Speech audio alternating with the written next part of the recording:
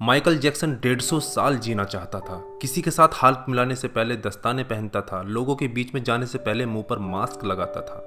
उसकी देखरेख करने के लिए उसने अपने घर पर लगभग 12 डॉक्टर नियुक्त किए हुए थे, जो उसके सर के बाल से लेकर पांव के नाखून तक की जांच दिन प्रतिदिन किया करते थे। उसका खाना लेबोरेटरी में चेक होने के बाद उसे खिलाया जाता था।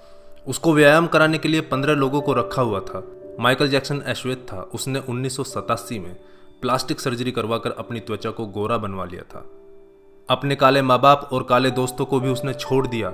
गोरा होने के बाद उसने गोरे माँ बाप को किराए पर लिया और अपने दोस्त भी गोरे बनाए। शादी भी गोरी औरतों के साथ की। नवंबर 15 को माइकल ने अपनी नर्स डेबी रो से विवाह किया, जिसने प्रिंस माइकल जैक्सन जूनियर और पेरिस माइकल कैथरीन को जन्म दिया। वो 150 साल तक जीने के लक्ष्य को लेकर चल रहा था। हमेशा ऑक्सीजन वाले बेड पर सोता था। उसने अपने लिए अंगदान करने वाले डोनर भी तैयार कर रखे थे, जिन्हें वह खर्चा देता था ताकि समय आने पर उसे किडनी, फेफड़े, आंखें, किसी भी शरीर के अंग की जरूरत पड़े तो वह उनको आकर दे दें। उसको लगता था कि पैसे और अपने रसूख के बदौलत मौत को भी चकमा दे सकता है, लेकिन वह गलत साबित हुआ। 25 जून 2009 को उसके दिल की धड़कन रुकने लगी। उसके घर पर 12 डॉक्टर्स की मौजूदगी में हालत काबू में नहीं आए। सारे शहर के डॉक्टर उसके घर पर जमा हो गए, वह भी उसे नहीं बचा पाए। उसने 25 साल तक बिना डॉक्टर से पूछे कुछ नहीं खाया था। अंत समय में उसकी हालत बहुत खराब हो गई थी। 50 साल तक आते आते वह पतन के करीब पहुंच गया था और जून 25, 2009 को वह इस दुनिया से चला गया। जिसने अपने लिए 150 साल जीने के इंतजाम कर रखे थे, उसका इंतजाम धरा का धरा रह गया दोस्तों। जब उसकी बॉडी को पोस्टमार्टम हुआ तो डॉक्टर ने बताया कि उसका शरीर हड्डियों का ढांचा बन चुका था। उसका सिर गंजा था, उसकी पसलियां, कंधे, हड्डियां टूट चुके थे।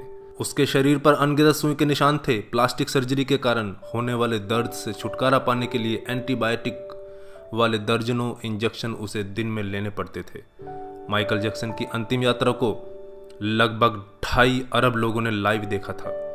यह अब तक की सबसे ज्यादा देखी जाने वाली लाइव ब्रॉडकास्ट है।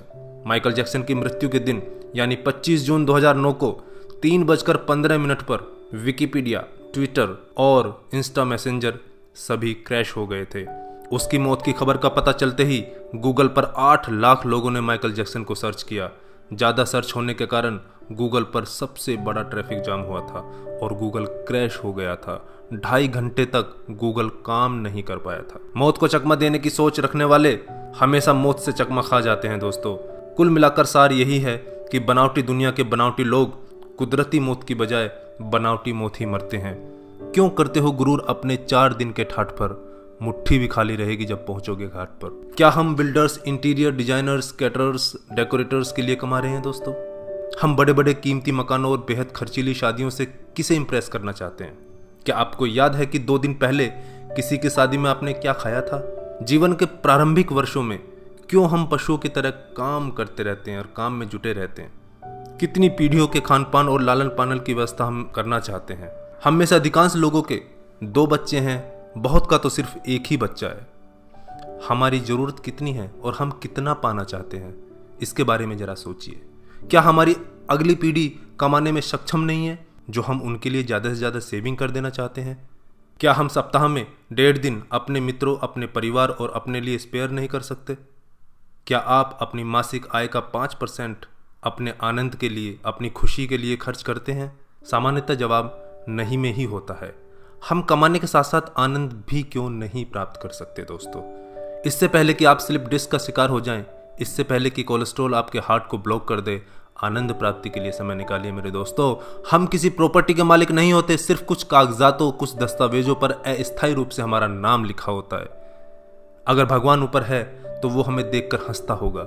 वो सोचता होगा कि हम कैसी कैसी बातें करते हैं जब हम कहते हैं कि मैं इस जमीन के टुकड़े का मालिक हूं।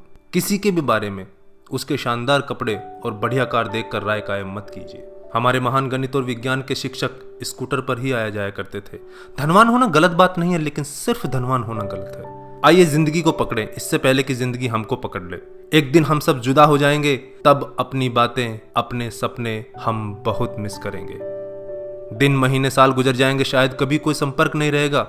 एक रोज हमारी बहुत पुरानी तस्वीर देखकर हमारे बच्चे हमसे पूछेंगे कि तस्वीर में ये दूसरे लोग कौन हैं। तब हम मुस्कुराकर अपने अदरस आंसुओं के साथ बड़े फक्र से कहेंगे, ये वो लोग हैं जिनके साथ मैंने अपने जीवन के बेहतरीन दिन गुजारे थे। मेरे दोस्तों, जीना सीखिए।